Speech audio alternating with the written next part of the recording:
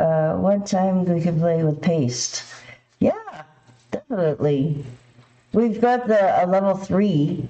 You got to jump on level 1 and 2 and be really comfortable with all the stroke work before you get into level 3. A lot of stuff that we can do with these new modeling pastes.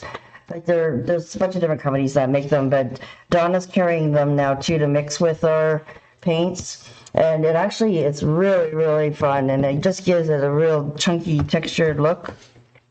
And the modeling paste can be for backgrounds or for in your stencils. I was playing around on a board here. I'm not sure if you guys can see it. It's all white right now. Can you see almost in the corners? I added little borders in the corners here. Okay, you guys are making me want to paint and play. Let's show you so you can see. So I've got some floating medium and a little bit of sap here.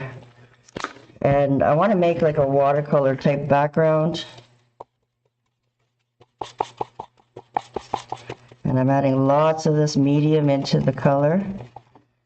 And then maybe now you guys can see all this texture I've got going on here. So there's so many different stencils that you can get with different borders and stuff like that. You can play around with different backgrounds, put the paste right into the paint, or add paint on top of it. So this is like I said, a background that I've already played around with. And you can see the texture now from the stencil.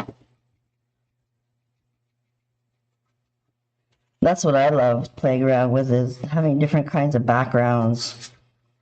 So I'm just going, I was putting the paste on in this direction, so I'm putting my paint on in the opposite direction so that it'll actually fall into some of the deeper crevices and be a little bit more concentrated color. So I'm just trying to move really quickly so that this stays kind of wet while I'm working. And you can have some areas that are a little bit thicker color. You guys can see that a little bit easier now.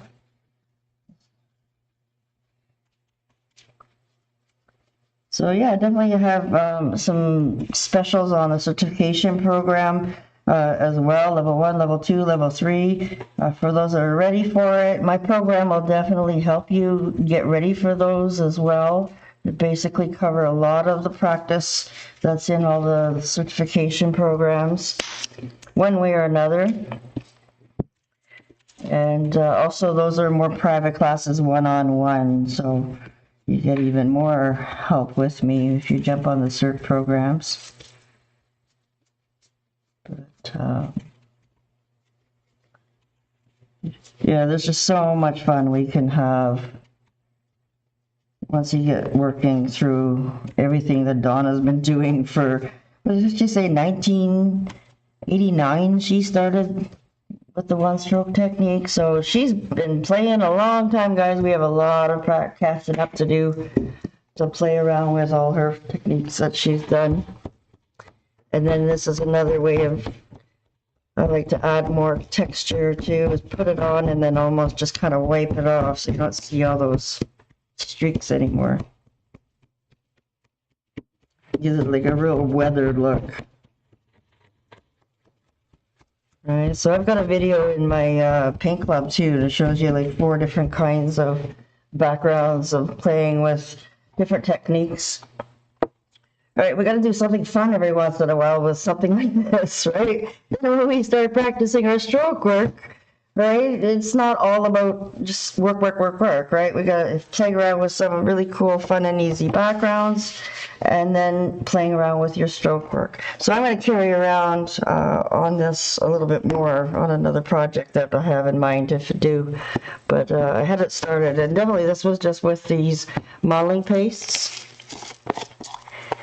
And I do have a bunch of videos on my YouTube now, guys, right, that you can mix with your paints.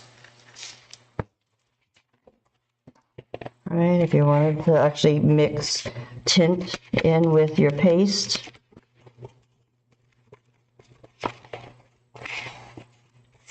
You can get much thicker colored paste.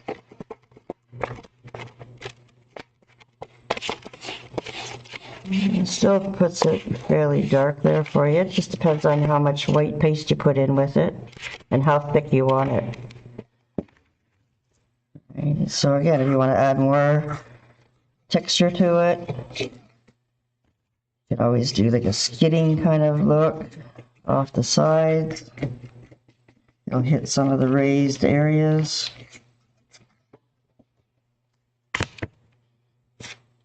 Right, we have a bunch of different tools or credit cards or something like that that you could use a little bit bigger. Just try to grabbing what I had handy here. Right, so just adding some fun backgrounds to your stroke work. So my design might be more in the front, so definitely I'll try to just do around the edges a little bit.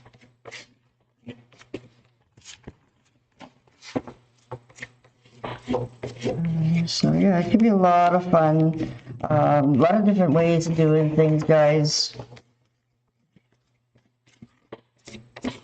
Right, is it really one stroke? You know, no, there's, Donna's adapted a lot of different techniques that, inspired by a lot of different ways, So again, that makes it a really cool kind of background for you guys to look forward to me finishing one day. Alright, so then we learned, oh my God, even more. A lot of these techniques were done in the furniture restoration certification that Donna has as well, that I can help you guys and learn way more stuff. Like if you wanted to get into some small furniture, painting, and then adding these one-stroke techniques as well onto furniture, serving trays, just you name it, guys. Like, I mean, I've done some piano benches, entry benches, stuff like that. A lot of different techniques that you can play around with. Not always just your traditional double loading and adding to create your stroke work. Does that make sense, guys? Because sometimes people think it's just all about flowers, right? And it's not. Like, there's so much to learn with the one-stroke technique.